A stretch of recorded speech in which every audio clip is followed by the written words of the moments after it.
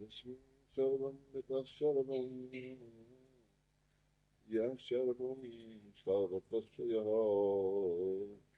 यः शरणो नित्यं तस्मै सर्वात्मने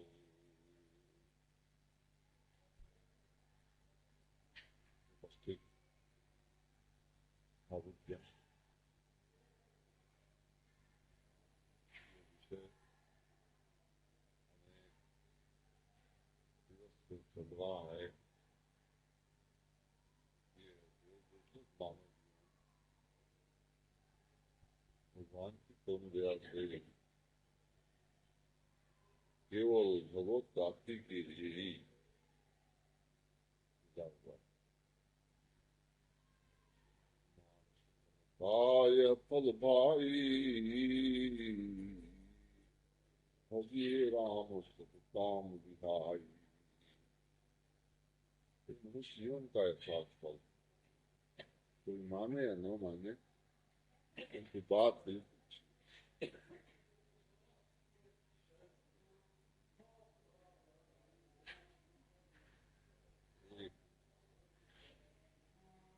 धर्मशाले में जैसे एक व्यक्ति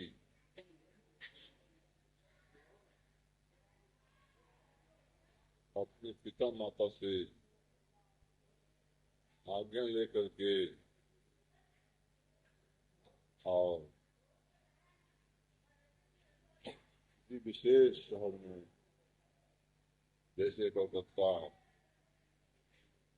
व्यापार का मुख्य स्थल है ना, ठहरा हुआ है,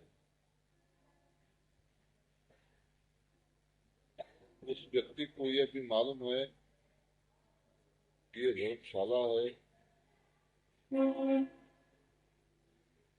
समय समाप्त होने के बाद इसको छोड़ना अवश्य पड़ेगा। फिर भी वो वर्ष अज्ञानता के कारण व्यापार का कार्य समुचित न करके अपनी पूंजी को उसी धर्मशाले के सजावट में बराबर लगाता जा रहा है। हालांकि धर्मशाले का प्रबंधक बराबर उससे कहता है कि भाई ये धर्मशाला है, तुम भाड़े पर इसको लिए हो और लिए हो व्यापार करने के लिए। तुम्हारे पैसे जो इसमें लग रहे हैं ये सब व्यर्थ हो जाएंगे। जिस दिन तुम छोड़कर इसको चलोगे पश्चाताप के अतिरिक्त और कुछ हाथ नहीं आएगा। किसी को नहीं मानता है, हंसकर बोलता है, छोड़ेंगे तब ना, तब तक तो ये धर्मशाला हमारी है, जो कुछ हम करते हैं करने दो। हमको समय आ जाता है और वो व्यापार भी नहीं किया और पूंजी को समाप्त कर दिया। आया था पिता माता से कह करके कि मैं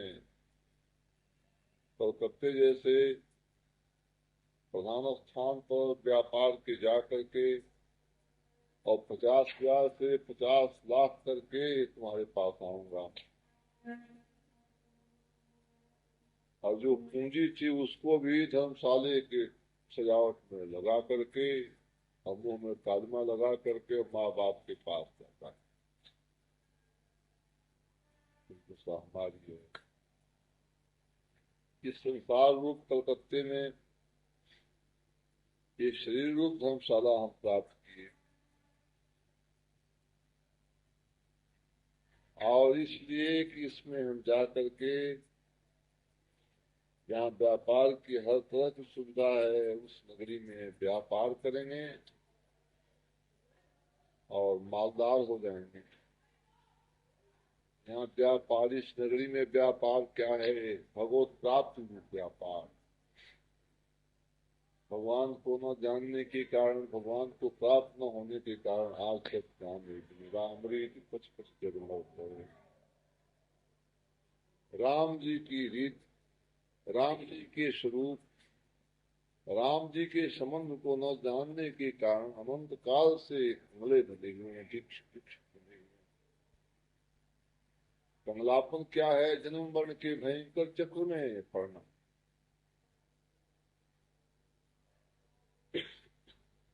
उस जन्म मरण के चक्र से छुटकारा पाने के लिए, उस महादुख से, महाकंगलापन से हटने के लिए प्रभु प्राप्ति रूप धन को देने वास्ते इस धर्मशाले में आए। पूंजी क्या? आयु है। किंतु यहाँ आकर के उस धर्मशाले की सजावट में इस आयु को लगा दिए। धर्मशाला का सजावट तो है, इसी के सजावट में मैं मोर तोरे माया यही पति किन्ने से जीव निकाला। अंत में वो तो छोड़ना ही पड़ेगा आज या 100 वर्ष के बाद। इस धर्मशाले के स्वरूप को जानने वाले महात्मा जन सावधान करते हैं, यावत् स्वस्थमिदं कलेवृद्धि हम यावच्च दूरे जरा यावच्चंद्र शक्ति प्रतिहता यावच्छयो नायुषः आत्मश्रेयसिताओ देवदिशा कार्य प्रयत्नो महान रोदिते भवने च कूपखमं प्रत्युद्यमस्तित्व। अरे जब तक जो इस धर्मशाले के अंदर हो और स्वस्थता पूर्वक हो, जब तक तुम्हारा समय नहीं पूरता है, तब तक अपना व्यापार, अपने कल्याण का कार्य कर लो, कर लो, कर लो। फिर जीवन बार बार मिलने का नहीं है। इस धर्मशाले में फिर जो सो आने का नहीं है। यावत् स्वस्थमिदं कलेवृद्धिं यावच्च दूरे जरा यावच्चन्द्र शक्ति प्रथता यावच्छयो नायुषः। फिर भी मानते नहीं है। फिर भी हमारी जो एक मूर्खता है वो बराबर काम करती जा रही। अंत में धर्मशाला छोड़ दिए और परिणाम ये हुआ कि नानी जैसे वो धर्मशाला छोड़ के पश्चाताप करते हुए चलता है। हाय हाय, जो कुछ पूंजी थी उसको भी गंवा दिए। कितने बड़े मूर्ख। जैसे भूमौधनानि तस्वच्च गोष्ठे नारी गृहत्वा जना श्मशाने देहस्मितायां परलोक मार्गे हनुमान गो गच्छति जीवे कहोरे। रोता हुआ चलता है, अरे रे मैं तो इस धर्म में था कि मेरा ये पति, मेरी ये लुगाई, मेरा ये धन, मेरा ये बेटा, मेरे पशु, मेरी ये गाड़ी मेरे साथ बड़ा अनुमान था कि मेरी चीज है, समय से काम आएगी। आज सबके सब सो जहाँ के तहाँ ही रह गए। भूमौधनानि पशवश्च गोष्ठे नारी गृहद्वारी। ये बंधु लोग जिनके लिए लोग और लोग दोनों को ठुकरा दिए, वो बंधु भी श्मशान से वापस जा रहे हैं। अरे रे रे रे, इस शरीर के ऊपर इतना अभिमान था कि शरीर मेरा है, ये शरीर ही आत्मा है, शरीर का पोषण ही जो है सो भगवान का जो है सो भजन है। ये कहते हैं बहुत लोग आज भी। किसी से कहो अरे भाई नेता राम,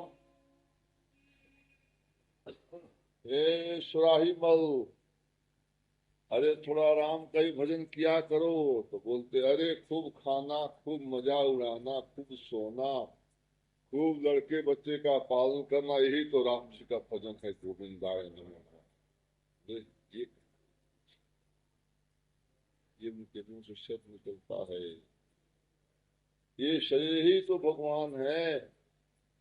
बस जावत जीवित सुखम जीवित और ऋणं कृत्वा घृतम पिबेत। जब तक जियो सुख पूर्वक जियो। घर में जो जीने का सामान न हो तो कर्जा करके जियो, और वो भी न मिले तो डाका दे गोविंदाय नमो नमः। इसी तरह से जीने की आवश्यकता है। बस यही तो भगवान का भजन है। मरने के बाद कहाँ लोक और कहाँ परलोक।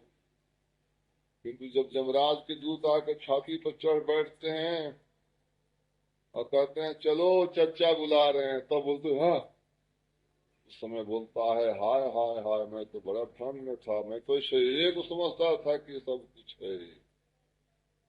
अब तो ये शरीर भी आज चिता पर रख के जलाया जा रहा है। ये भी साथ ये है चेतन की स्थिति। श्वास से हमें सावधान होने की आवश्यकता है। भगवान जिस प्रभु ने तुम्हें इतना सुंदर शरीर दिया है, इतना सुंदर अवसर दिया है, उसके चरणों में आओ, व्यापार करो। तुम धनी बन जाओगे, धनी तुम करोड़पति बन जाओगे, अर्थात जन्म मरण के चक्र से छुटकारा पा करके और भगवान की गोद में बैठ करके और महासुख और शांति का अनुभव करोगे। जैसा कि भगवान ने कहा है, माम उपेत्य तू कौनते पुनर्जन्म न बीतते। मेरे को प्राप्त होने के बाद फिर इस कचड़े में नहीं आओगे, फिर जन्म मरण के बंधन में नहीं पड़ोगे। जन्म मरण के बंधन से छुटकारा पाने के लिए ही तो ये जीवन मिला हुआ है। हा हा हा हा हा। इसी जन्म मरण के चक्र से अवकाश दिलाने के लिए भगवान ने इस सृष्टि का निर्माण किया। आप कहेंगे स्वामी जी सृष्टि का निर्माण जन्म मरण के चक्कर से छुटकारा पाने के लिए? हाँ जी। जैसे एक बाप अपने बेटे के लिए न जाने क्या क्या करता है। कलकत्ते में मकान बनाया, बम्बई में बनाया, मद्रास में बनाया, दिल्ली में बनाया, कानपुर में बनाया, अमुक जगह बनाया, तमुक जगह बनाया, हवाई जहाज लिया, मोटर लिया, एक किया, सब बेटे के लिए। हमारा बेटा सुख पूर्वक रहे। इस तरह से हम भगवान के बेटा हैं। तुम भगवान का बेटा अपने को न मानो, किंतु भगवान तो जानते हैं कि मेरा बेटा है। ये भगवान तो यहाँ तक तुमको कहे क्या पिछे सुदुराचारो भजते मामनन्य भार साधुरेव समन्तव्य सम्यक प्रवसितो ही सब। अरे फर्स्ट नंबर का ही पतित्व क्यों न है, यदि मेरे सामने आ जाए तो तेरे को मैं साधु बना कर छोड़ूंगा। आज तो सही कहे ही नहीं, करके बताए। पूतना बहुत डबल सो पापिनी थी। महर्षि वेदव्यास बोलते हैं पूतना लोक बालक नहीं, लोक के बालकों को मारने वाली पूतना थी बालकों को। शास्त्रों में लिखा है कि बालक मारने से बहुत बड़ा पाप होता है। 10वीं प्रहतो गावः, 10 गौ मारने का जितना पाप उतना एक ब्राह्मण मारने का पाप होता है। और 10 ब्राह्मण मारने का जितना पाप होता है उतना एक लुगाई मारने का पाप होता है। और 10 लुगाई मारने का जितना पाप होता है उतना एक बालक मारने का पाप होता है। गोविंदाय नमो नमः। तो लोक बालक संसार के सभी बच्चों को जो सो मार देने वाली। अब बच्चों को ही नहीं मारी, बच्चों को मार कर उसका खून भी पी जाती थी। लोक बालग्नि राक्षसी रुदासना हरे स्तनं दत्वाप सदगति। किंतु वो अभी भगवान के सामने जाती है, भगवान उसके सब पाप को चाट गए। और उसका फल क्या हुआ? सदगति, उसको दिव्य धाम दिए। अरे भाई, जब कपड़े का मैल छूट जाता है उसके बाद कपड़ा स्वच्छ हो जाता है, फिर मालिक उसको धारण कर देता है। जब तक कपड़ा मैल है उसमें दुर्गंधी आती है, बढ़िया से बढ़िया कपड़ा है, मालिक के कोने में उसको डाल देता है। गोविंदाय नमो नमः। और जहाँ स्वच्छ हुआ आहा हा हा, बड़ा सुंदर जो है सो कोट है, ये गरम गरम कोट है, ये बहुत मूल्यवान कपड़ा है, ला इसको पहन ले। तो भगवान स्वयं जो है सो धोबी बंद करके पूतना के सब पपुआ को धो डाले गोविंदायन, अपनी कृपा से, कृपा रूप साबुन लगा करके। अरे जब मेरा स्पर्श कर दिया, चाहे किसी भी भाव से किया, किया तो सही। अरे किसी भी भाव से तुम आग छुओगे, गर्म तो लगेगा ही। किसी भी भाव से कसाई के घर का लोहा पारस का स्पर्श करेगा, सोना ही होकर रहेगा। तो किसी भी भाव से, शत्रु भाव से या मित्र भाव से मेरा स्पर्श किया, इसलिए उसके पाप सभी समाप्त हो गए। और पाप समाप्त होने के बाद विधान के अधिकारी होंगे। तो भगवान कितने दयालु हैं, आपके लिए इस श्लोक का निर्माण किए कि मेरा बच्चा अब तक जन्म मरण के चक्र में पड़कर बर्बाद हो रहा था, अब इस संसार को बना करके ये सुंदर कर्ण कलेवर दे करके और इसको समझाऊं कि तू कहे वास्ते इस जीवन को प्राप्त किया। बड़े बड़े ग्रंथों का निर्माण किए, वेद को स्वयं भगवान प्रकट किए, ब्रह्मा को निमित्त दे करके, बड़े बड़े महात्माओं को भेज करके बड़े बड़े पुराणादि ग्रंथों का निर्माण करवाए। महर्षि वाल्मीकि के द्वारा वाल्मीकि रामायण को बनवाए। और तो कहाँ तो कहें, बड़े बड़े संतों को भी उनके प्रचार के लिए भेजे। इस पर भी भगवान को संतोष नहीं हुआ तो राम कृष्णादि रूप से आप स्वयं प्रकट हो गए, ये बताने के लिए कि देखो देखो हम क्या हैं, भगवान हैं, तुमको किस तरह से चाहते हैं। एक बार तुम हमको पुकारोगे, मैं 100 बार तुमको जो है पुकारूंगा। तुम एक बार मेरे दर्शन के लिए तड़पोगे, मैं सैकड़ों बार तुम्हारे लिए तड़पूंगा। ये आप नहीं कहा मानते हो, बिल्कुल मैं ठीक कह रहा हूँ, इतिहास इसका साक्षी है। द्रौपदी भगवान को पुकारी, पुकारी नहीं केवल आह किया, आह। दुर्वासा दुर्योधन के कहने से भोला भला ऋषि पांडवों के स्थान पर पहुंचा और 12,000 शिष्यों को लेकर के। और बाबा ये बहुत डबल क्रोधी है, गोविंदाय नमो नमः।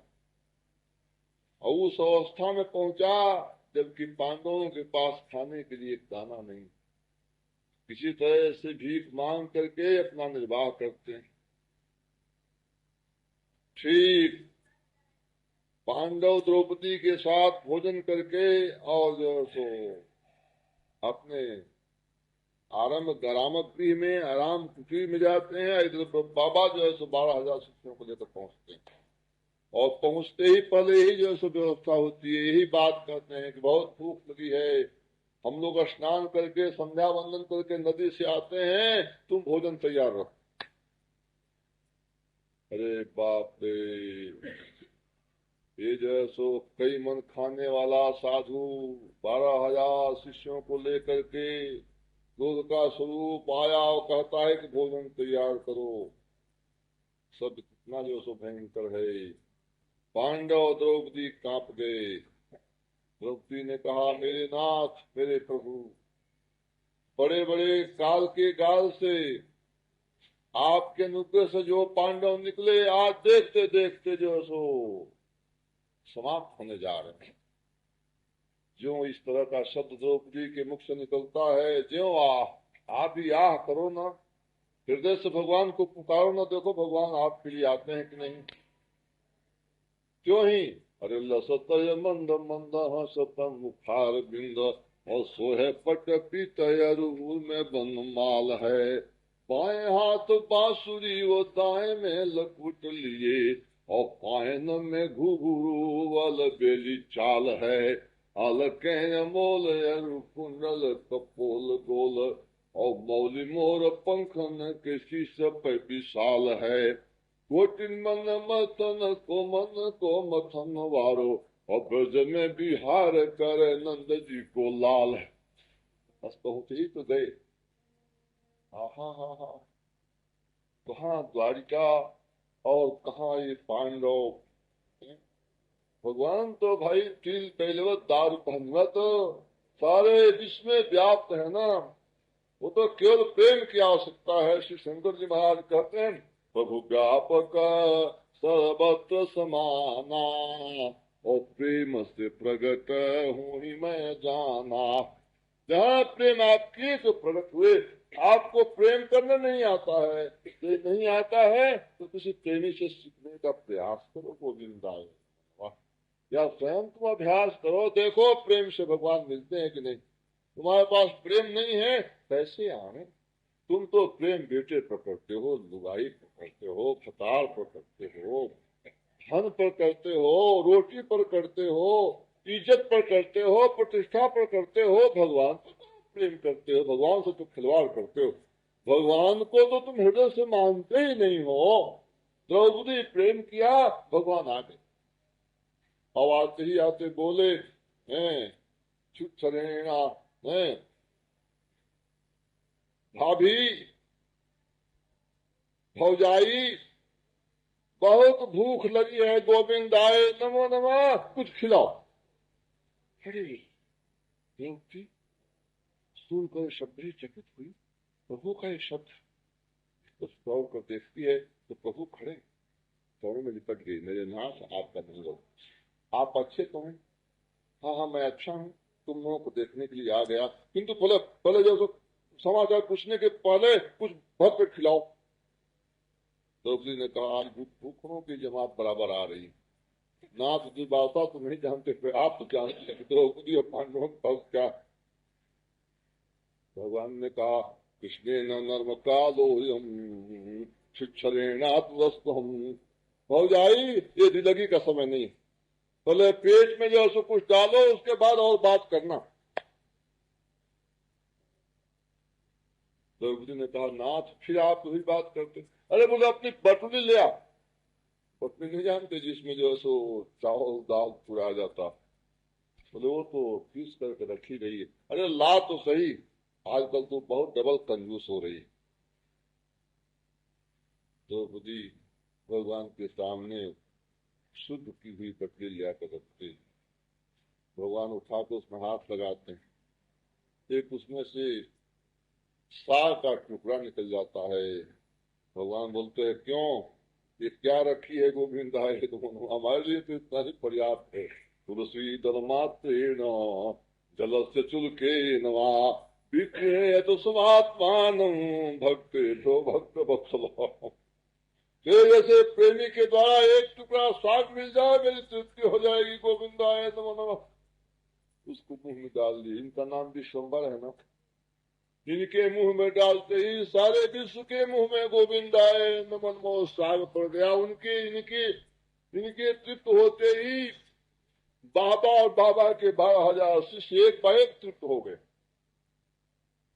सब तो सब लगे कहने, बाबा स्वयं लगे कहने, अरे बाप रे बाप, ऐसा मालूम होता है कि कोई गोविंद आए नमो नमः हमको भर पेट खीर खिला दिया। दूसरे ने कहा, महाराज मेरे को तो ऐसा विदित होता है कि किसी ने सप और सोच खिला दिया है। तीसरे ने कहा, महाराज मेरे को तो ऐसा विदित होता है कि कोई हमको जो है सो भर पे जिलेबी खिला दिया। चौथे ने कहा, हा हा हा हा, मेरे को तो ऐसा विदित होता है कोई जो है सो बादाम का शीरा जो है सो भर पेट पवा दिया। जितने चेहरे सब के सब जो है ही ईश्वर निकाले। अरे महर्षि ने कहा, जल्दी यहाँ से तू भगो। नहीं, पांडव भोजन तैयार करके, प्रसाद तैयार करके और किसी आदमी को भेजे, और तुम लोग ये कह दिए कि हमारा पेट भरा हुआ है, तो एक बार तो भगवत दासों के अत्याचार का फल पा चुका हूँ, तीनों लोग में दौड़ना पड़ा। अब की बार बचना मुश्किल हो जाएगा, क्योंकि भगवान श्री कृष्ण का बहुत ज्यादा अनुभव है। ये 12,000 व्यक्तियों का भोजन तैयार करके बेचारे, और फिर यदि असफल रहे तो क्या दशा उनकी होगी, क्या है। भगवान ने कहा भौजाई अब हम भी जा रहे हैं गोविंदाय नमः, तुम लोग अच्छी तरह से रहो, और बाबा भी अपने रास्ता को पकड़ लिए, अब कोई भय नहीं। ये है साहब भगवान का अनुग्रह। भगवान को एक बार आप पुकारो, एक बार गजराज पुकारा, नारायण दया सिंधो वात्सल्य गुण सागर और माम वही रक्ष जगन्नाथ बहुजन्मा अपराधिनम। भगवान गरुड़ को छोड़ करके और गजराज की रक्षा की, और गजराज का वो शत्रु उसका भी एक तरह से उद्धार कर दिए, क्योंकि गजराज महाभागवत, उनका चरण कमल पकड़ने वाला, बोला वो क्यों बरस जाएगा। भागवत के संबंध से उस महाअपराधी जो है सो ग्रह का भी उद्धार हो गया। आपको विश्वास न होगा इस पर, आप तो कहोगे स्वामी जी महाराज आपने द्रौपदी की बात कही सो तो जमने लायक है, किंतु गजराज की पुकार पर भगवान आ गए, ये तो मन स्वीकार नहीं करता है। अरे तुम हिंदू के बच्चे भले ही इसको स्वीकार न करो, ये हिंदू जात का दुर्भाग्य है, किंतु एक मुसलमान का बच्चा रहीम वो तो कहता है, उसको तो विश्वास है, वो बोल रहा है लिखो पढ़ो नहीं जप कियो सपन कियो गजराज, रही मन फूल दिखाए के टेढ़ लियो ब्रजराज। जब एक गजराज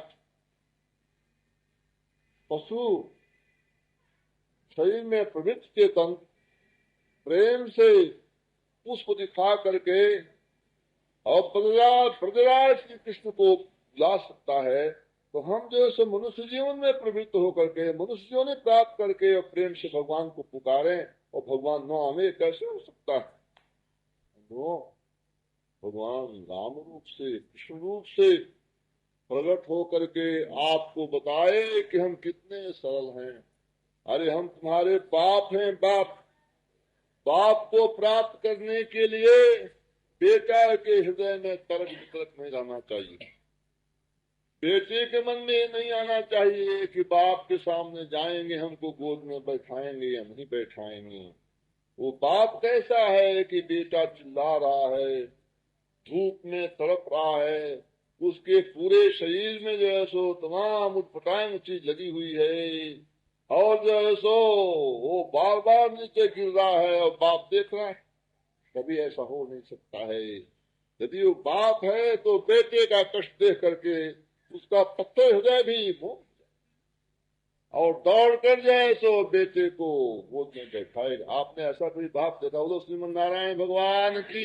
आप सो नहीं भाई, ऐसा कभी बाप देखे हो कि बेटा गोद में आया, बेटा गोद में आया और बाप उसको धक्का दे दिया? नहीं। तो एक सामान्य बात में जब ये दया है तो निरुपाधिक बाप, अनादिकाल का हमारा बाप, उसके सामने आए, उसके चरणों में आए और हमको हृदय न लगा, तो कभी हमारे अंदर दोष हमारे अंदर है। प्रभु तो आपको खूब चाहते हैं। अर्जुन के सारथी भगवान क्यों बने आपको मालूम? अपनी उदारता बताने के लिए। देखो हम तुमको कितना चाहते हैं। आप कहोगे स्वामी जी उदारता बताने के लिए? हाँ हाँ, उदारता बताने के लिए। नहीं नहीं, अर्जुन को विजयी बनाने के लिए नहीं जी। लोग तो कहते हैं कि भगवान अर्जुन को विजयी बनाने के लिए रथ के ऊपर चढ़े, सारथी बने, किंतु महापुरुषों का सिद्धांत है कि अर्जुन को विजयी बनाने के लिए तो भगवान का संकल्प ही पर्याप्त है साहब। जिसके संकल्प से कहूँ ही बाचाल और पंगु चढ़ाई गिरिवर गहना, मुँह कहूँ ही बाचाल। जिसके संकल्प से बड़े बड़े गूंगे जो है सो बाचाल हो सकते हैं, जिसके संकल्प से लंगड़े जो है सो बड़े बड़े पर्वतों पर हंसते हंसते चढ़ सकते हैं, जिसके संकल्प से एक राई जो है वो ब्रह्मा बन सकती है, जिसके संकल्प से एक ब्रह्मा राई बन सकता है, वो अर्जुन को जिताने के लिए और सारथी बने तो हंसी की बात। आपने तोप फिट किया और किसी ने पूछा साहब बहुत डबल वो तोप तैयार कर रहे हैं, उसका क्या मतलब? बोले एक चींटी है बहुत बदमाश बदमाश बदमाशी करती है, उसको मारूंगा। सुनने वाले हंस पड़े हैं कि तोप से चींटी को मारने के लिए सब व्यवस्था कर रहा है, कैसा पागल। इसी तरह से आप कहते हो भगवान श्री कृष्ण, तो भाई उतारोगे क्या?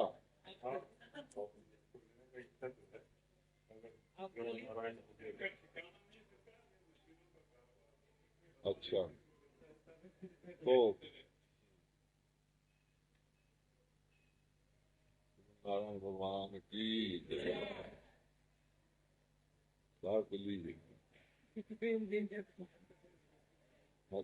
तो भगवान श्री कृष्ण अर्जुन के सारथी बने अर्जुन को जिताने के लिए। एक हंसी की बात। अरे अर्जुन का विजय तो उसी दिन हो गया जिस दिन भगवान मुंह फाड़ करके अर्जुन को कहे, अर्जुन देख ले, ये जितने तेरे विरोधी हैं सब मेरे संकल्प मात्र से मेरे दाढ़ में जो सो मरे पड़े, ये मेरे मुंह के चारों तरफ जो सो इधर उधर जो सो लटके हुए हैं। उसी दिन भगवान अर्जुन के शत्रुओं को मार दिए थे। सारथी तो बने केवल इसलिए कि हम आश्रितों को इस तरह से चाहते हैं। अर्जुन हमको चाहता था, इसलिए मैं अर्जुन को चाहता हूँ। संसार में और कोई चीज नहीं मेरे लिए है, मैं केवल जीव को चाहता हूँ। जो मेरे को चाहता है मैं उसको चाहता हूँ। एक संत ने कहा, भगवान आप किसको चाहते हैं? आपको क्या चाहिए? बोले जीव चाहिए। आपका भोग क्या? बोले जीव भोग है। अर्जुन भोग है। अर्जुन को मैं किस तरह से हृदय से लगाया हूँ, अर्जुन के लिए कैसे कैसे खतरे उठा रहा हूँ। यदि तुम भी हमारे शरण में आते हो, अर्जुन के साथ के हमको अपना सब कुछ मान लेते हो। अर्जुन सब कुछ भगवान ही को माना। जब द्वारिका में अर्जुन और दुर्योधन गए ना, ये दुर्योधन कहा था कि भगवान हमको कुछ सहायता न मिलेगी आपकी तरफ से। भगवान तो सबके मित्र है ना। भगवान ने कहा, वाह भाई दुर्योधन, क्यों न सहायता मिलेगी, द्वारिका आओ। जो पहले मेरे पास आएगा उसको पहली सहायता प्राप्त होगी, और जो विलंब से आएगा उसको दूसरी सहायता। ये बड़ा सावधान था, लोग के काम में बहुत निपुण था। आज भी जो दुर्योधन के पार्टी वाले लोग में बहुत निपुण होते हैं, दूसरे को ठगने के लिए, दूसरों को मारने के लिए, दूसरे का लूटने के लिए हमेशा जो सो उनका हिसाब किताब जो सो तैयार रहता। ये पहुंच गया और अर्जुन से पहले पहुंचा। किंतु वहां जाता है, सुनो जी, आंख न मीचो गोविंदाय नमो नमः, मैं व्याख्यान बंद कर दूंगा। जहां तुम सोए तो यहाँ भी जो अपने व्याख्यान को थोए। सो नहीं, सुनो सुनो सुनो। अरे सिनेमा में निद्रा नहीं आती है, नाटक में नहीं, गप में नहीं, झगड़ा में नहीं, विवाद में नहीं। और यहाँ क्यों आंख मीचते हो भाई? नहीं, स्त्रियां नहीं मीचती हैं, पुरुष को मीचते हैं। अरे मेरे को भ्रम हो गया। नहीं, एक दो लुगाइयां भी जो मीच रही। नहीं, पीछे जाएंगे तो और गड़बड़ हो जाएगा गोविंद जी। क्योंकि तो सामने जब जो है इस तरह संगीनदार जो सब सिपाही पहरा दे रहे हैं, तब जो इस तरह की चोरी हो रही है, तो कहीं जो अंधेरा होगा तब तो और गड़बड़ मान जाए। किंतु वहां पहुंचने के बाद देखता है कि भगवान श्री कृष्ण सोए। पहले तो विचार किया कैसे जगह बैठूं कि उठते ही भगवान श्री कृष्ण हमको देख लें, ताकि पहली जो है सहायता हमको मिल जाए। फिर सोचता है कि यदि मैं पांव के सामने बैठता हूँ तो मेरे पोजीशन में, मेरी प्रतिष्ठा में अंतर पड़ेगा। यही तो जीव के अंदर दोष है, ये अपने पोजीशन, अपनी प्रतिष्ठा ही में जो से मारा जाता। अभी भी यदि किसी को कहो अरे भाई थोड़ा माला जपा करो, बोले मैं इतना बड़ा सेठ होकर के और हाथ में माला लो, बाबा का काम करूं। तुम्हारे पोजीशन में अंतर पड़ जाएगा। माला का काम माला न ले, बाबा हो जाओगे। अरे तुम्हारे भाग में कहाँ लिखा है कि तुम बाबा हो जाओ, साधु बन जाओ, है? तुम तो राय बहादुर बनोगे, गोविंद राय। राय और बहादुर, बहादुर जानते तुमको बोले दूर बहा, दूर बहा, भगवान के चरणों से दूर चला गया। तुम तो इसमें मरे जा रहे हो। तुमको कोई सेठ जी कह दिया एकदम तुम्हा सर के फूल गए। तुमको कह दिया करोड़ी मस्जिद तो एकदम आसमान में उड़ गए। तुम तो इसके लिए मरे जा रहे हो, नहीं जानते सब छूट जाएगा, छूट जाएगा। तुमको कोई बाबा जी कह दिया। ये सब बातें क्या हैं? यही व्यवस्था है, इसी से हम पीटे जा रहे हैं, इसी से जो है सो हमारी घाटा उठा रहे हैं। अपनी जो वास्तविक चीज है उसको लेते नहीं है, और जो झूठी चीज है जिसको 4 दिन में छूट जाना है, जिसको 4 दिन में छोड़ना है, उसको दौड़ दौड़ कर लूटते हैं, उसी के लिए मर रहे हैं। आज या 100 वर्ष के बाद ये संसार छूटेगा, ये शरीर छूटेगा, लुगाई छूट जाएगी, घर छूट जाएगा, धन छूट जाएगा, सब छूट जाएगा। हम तो पश्चाताप करना पड़ेगा यदि अपने वास्तविक धन को आप नहीं लिए तो। ये हजरत जो है भगवान के चरण की तरफ इसलिए नहीं बैठे कि प्रतिष्ठा में कमी आ जाए। भगवान जिधर मस्तक किए तो उधर जाकर तो बैठ गए। कुछ देर के बाद श्री अर्जुन जी आते हैं, जो चलते फिरते बैठते उठते उनकी एक ही धुन है, श्रीमन नारायण नारायण नारायण नारायण मधुसूदन गोविंद हरे। श्रीमन नारायण नारायण नारायण नारायण मधुसूदन गोविंद हरे। श्रीमन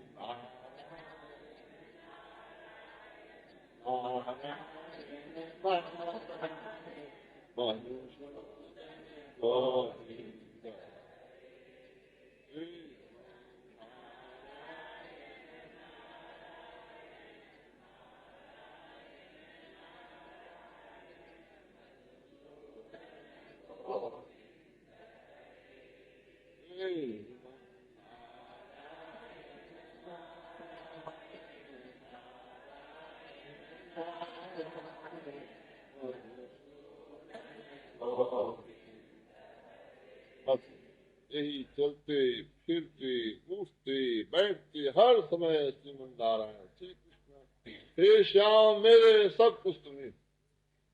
भगवान के दिव्य नाम का स्मरण करते हुए, भगवान के दिव्य रूप का ध्यान करते अर्जुन जी भगवान के पास पहुंचते हैं।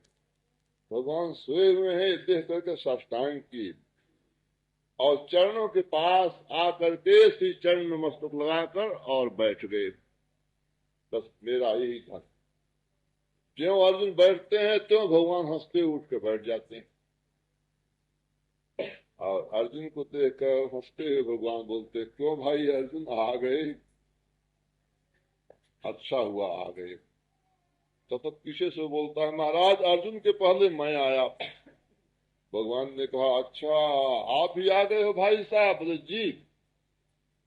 भगवान ने कहा प्रथम तो अर्जुन को ही देखा है, इसलिए पहली सहायता अर्जुन को ही प्राप्त होनी चाहिए। दुर्योधन ने कहा महाराज ये तो आपके विचार के ऊपर निर्भर है, किंतु आया हूं पहले मैं, और यदि गोविंद आए नमो नमो आपको विश्वास न हो तो अर्जुन से पूछ लीजिए। भगवान ने कहा क्यों भाई अर्जुन पहले कौन आया? अर्जुन तो महासंत। अर्जुन जी ने कहा महाराज भाई साहब ठीक कह रहे हैं, पहले वही आए। भगवान ने कहा अच्छी बात है भाई। अच्छा बोलो दुर्योधन जी, हमारे पास 2 चीज है, एक तो मैं और दूसरा नारायणी सेना। अब हमको आप लेोगे या नारायणी सेना को? दुर्योधन ने कहा महाराज मेरे को सिंहासन में बैठा के आपकी पूजा नहीं करनी है, पूजा से तो बहुत दूर होता था। युद्ध करना है इस वास्ते नारायणी सेना दे दो बाप जी। भगवान ने कहा एवं मस्तु।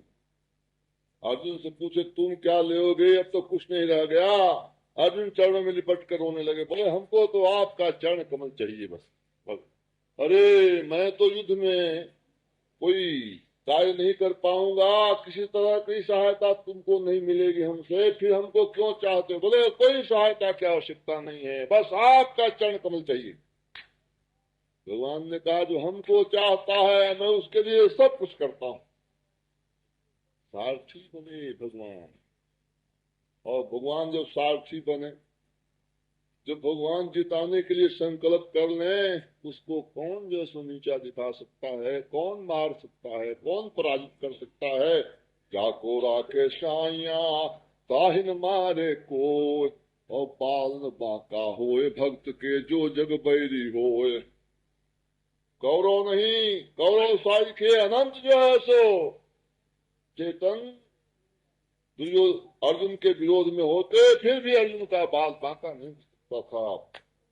अर्जुन का उद्धार किए, अर्जुन का कल्याण किए, अर्जुन को राज्य मिला और साथ साथ में भगवान भी मिल गए। अर्जुन का दोनों लोग ठीक हो गया। इस वास्ते बंधुओं आपका भी ये कर्तव्य होगा कि भगवान जो है सो आपको पुकार रहे हैं, आओ आओ मेरे शरण में आ जाओ, मेरे को अपना सब कुछ मान लो, मेरे को चाहो, तुमको हम भी मिल जाएंगे, और साथ साथ में जितनी आवश्यकता है लौकिक वस्तु भी तुमको मिल जाएगी। राही तक नहीं, अर्जुन के साथ साथ में अनंत चेतनों के लिए भगवान ने जो सो रास्ता खोल दिया। भगवान बताए वहां कि मैं सबका बाप हूँ, सबका बाप, सबका रक्षक हूँ। कृष्ण रूप से विश्व के कल्याण करने के लिए अर्जुन के रथ पर सारथी बनकर के बैठा हूँ। आओ, अंत में भगवान गीता जैसे ग्रंथ का निर्माण करके भी जब सभी चेतनों को चरणों में नहीं जो है सो अपना सके, ये विरोधी मूर्ख कौरव फिर भी ये कहने के बाद भी भगवान के चरणों में जब नहीं आए, भगवान ने कौरवों को भी कहा, हे चेतनो, तुम इस भय से हमारे चरणों से विमुख न हो।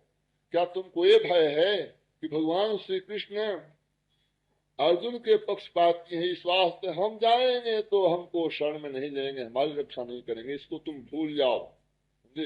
जैसे अर्जुन उस तरह से तुम। हम तो सबको बराबर एक दृष्टि से देखते हैं, भगवान एक दृष्टि से सबको देखते हैं। भगवान इसी से परिसम्य नैघिण्य दोष रहित, भगवान में विषमता नहीं। एक बाप के 10 बेटे होते हैं, बराबर सबके ऊपर एक तरह का भाव होता। बेटा भले ही समझे कि बड़े बेटे को बाप विशेष मानता है, छोटे को कम, क्योंकि उसके हृदय में भी विषमता है, इस वास्ते इस तरह का भाव कर रखा। तो बाप तो बराबर सबको जो सो देखता है, सबके लिए बराबर इंतजाम करता। बाप जब बंटवारा होता है तो अपने धन में बराबर सबको हिस्सा देता। ये भगवान की व्यवस्था है। भगवान ने कौरवों को कहा, बड़े बड़े भक्तों को कहा, तुम सब आओ, हम तुम सबको जो सो अपने चरण में स्थान दूंगा, मैं सबको जो है सो अपने हृदय से लगाऊंगा। ये चेतन जब जो है सो ये कहने के बाद भी, इस राजमार्ग की स्थापना के बाद भी जब नहीं आ पाए, तो भगवान जो से कह करके रो पड़े, ममांग दुष्कृष्णो मूढ़ा प्रपद्यन्ते नराधमा माया परिज्ञान आसुरम भाव मासुता। हम इतना सुलभ जो है सो अपने को बताए कि हम सबके लिए अर्जुन के जैसे ही हैं। हमारे चरणों में आने के बाद तुम्हारे जितने अपराध हैं सब क्षमा कर दिए जाएंगे। अनंत जन्म से जो पाप ही पाप करते आए, पाप के कारण जिसकी बुद्धि नष्ट हो गई है, जिसका विचार समाप्त हो गया है, वो जो सो हमारे बातों पर ध्यान न दे करके और जो उल्टे और भी हमसे खिलाफत कर रहे हैं। भगवान की आंखों में आंसू। बंधुओं, आज भी हमारी दशा यही है, हम कौरव बन रहे हैं। वेद कह रहा है, पुराण कह रहा है, भारत कह रहा है, रामायण कह रहा है, जितने भी बड़े बड़े महापुरुष सबों ने कहा कि भगवान तुम्हारे बाप हैं, भगवान तुमको चाहते हैं, भगवान के शरण में जाने के बाद तुम सुखी बन जाओगे। इसके बाद भी जो है सो हम भगवान की शरण में नहीं जा रहे हैं, भगवान का भजन नहीं कर रहे हैं, भगवान के चरणों का अनुग्रह प्राप्त करके अपने को कृत नहीं कर रहे हैं, इसको भगवान को कष्ट होता है। जैसे बाप अपने बेटे को अत्यंत उदारता प्रकट करते हुए धन को पानी ये सब बहाते हुए और इसको हर तरह की सुविधा प्रदान करते हुए विद्यालय में रखता है। विद्यालय के मास्टर से, उसके उच्च अधिकारी से मिल करके उसको भी कुछ पारितोषिक दे करके कहता हमारे बेटे को कष्ट न होने पाए, पढ़ने में किसी तरह की शिथिलता न आने पाए, बेटा तुम पढ़ोगे तो तुमको हम पारितोषिक देंगे, इनाम देंगे, हमारे तुम अत्यंत प्रिय हो जाओगे। इसमें बाप का कोई जो है सो हेतु नहीं है, बाप को कोई लाभ नहीं है, इसमें कोई जो है सो बाप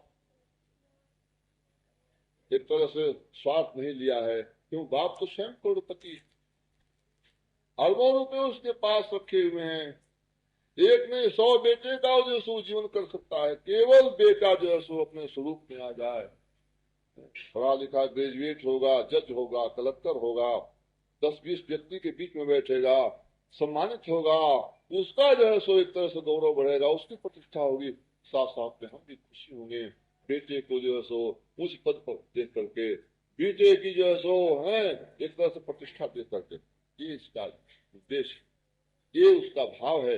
किंतु इसके बाद भी जब बेटा नहीं पढ़ता है, बाप भेजता है जाओ स्कूल में और गाड़ी पे चढ़ करके, बेटा बीते में गाड़ी से उतर करके और जुआ खेलता है, उटपटांग गप्पा छांटता है, अपने साथियों के संग जो है सो जा करके और करम फोड़ खेलता है, ताश खेलता है, जो न करने को करता है, जिससे जो है सो उसका स्वरूप बिगड़े।